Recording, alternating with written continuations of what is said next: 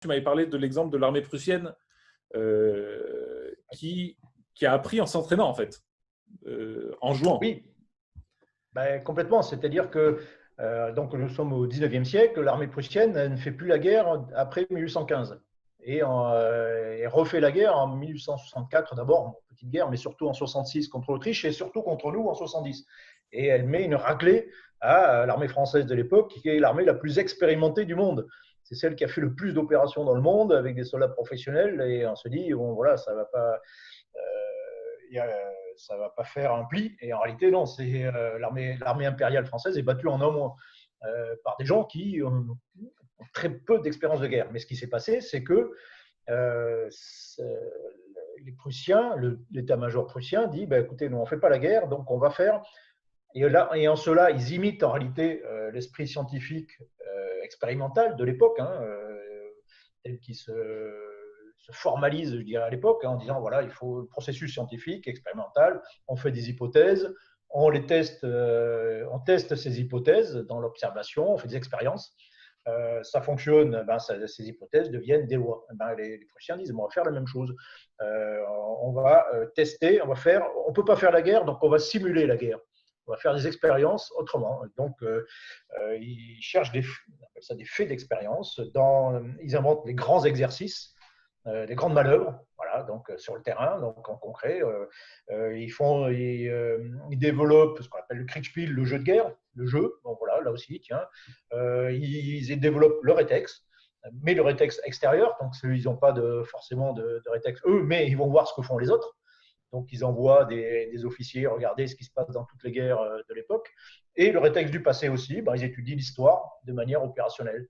Et à partir de tous ces éléments, de tous ces faits d'expérience, ben, ils établissent une doctrine en disant voilà, ben, cette doctrine, elle est vivante parce que doctrine, c'est qui fait un peu, qui marque un peu dans le marbre tout ce qu'il faut faire. Et cette doctrine, ben, ils la font évoluer au fur et à mesure que des données qu'ils reçoivent de tout ce front virtuel, cette guerre virtuelle qu'ils font en permanence. Tout ça, moi je trouve que c'est un des trucs qui donne le plus d'espoir parce que parfois des gens qui te disent oui, mais je peux pas parce que j'ai pas des gens assez expérimentés et tout. Et l'histoire de la Prusse, c'est une armée qui s'était pas battue depuis 50 ans et qui a réussi à battre une des meilleures armées du monde juste en s'entraînant, en étudiant. Il y a d'autres facteurs, mais c'est quand même, donc me dis pas que ton équipe n'a pas l'expérience de vente des gens de Microsoft, parce que tu peux étudier celle de Microsoft et celle de toutes les autres boîtes et les faire monter en compétences à un niveau assez élevé. Moi, je trouve que c'est une belle anecdote. Depuis que tu me l'as raconté, je la raconte souvent.